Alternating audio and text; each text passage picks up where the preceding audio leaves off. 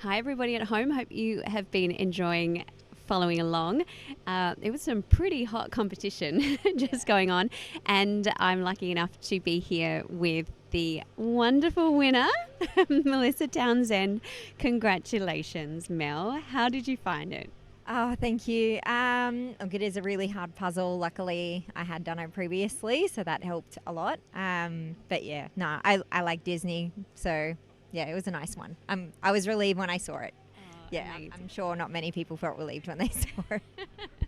Well, we had a lot of Disney fans in the room today, so I'm glad that you were one of them, and that's fantastic. And so you have won the trip to Spain. Yes, I have. I'm so excited.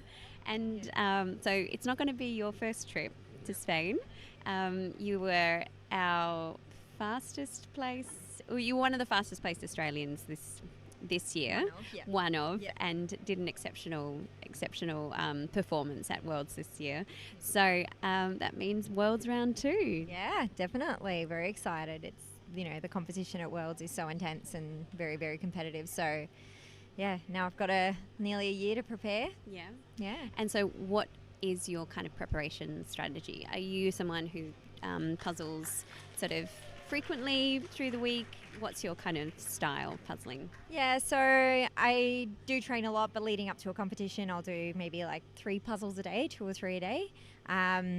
And I record my times, I record my strategy, and then try and track my improvement that way. So Fantastic. So does that mean you're doing some puzzles multiple times and tracking your improvement through those individual puzzles? yeah, that's right. Yeah. So, and then tracking not just the times I get, but like I said, which strategy I use to see which one works best, because there's no one size fits all, as I'm sure everyone who speed puzzles knows. Yeah. That's true. Yeah.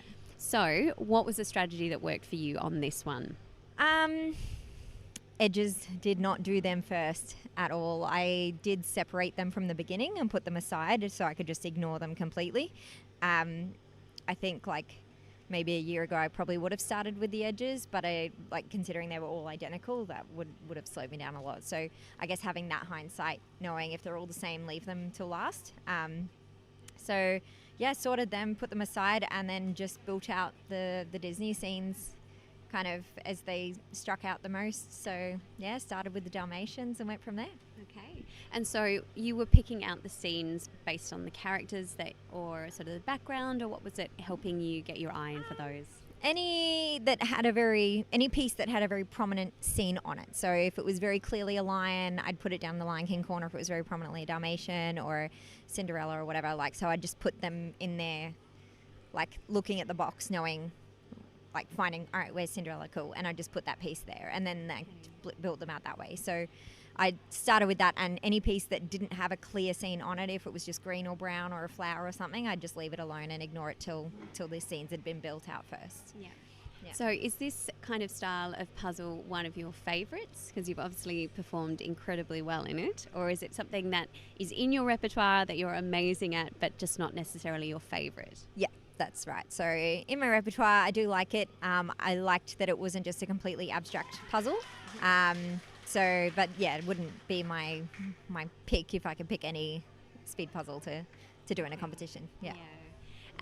So we're just having a look around the room, and there's probably, what would you say, maybe about a third of people left? Yep. And we're currently just coming up to the 2-hour mark.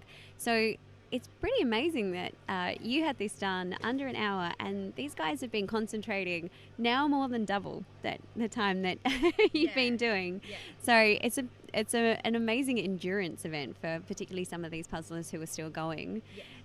Do you find yourself feeling a bit exhausted at the end of it, even though you're not puzzling as long as some of these people are? Yeah, absolutely. I think that's half the motivation to get faster at it, so you're not sitting and bending over for as long. So.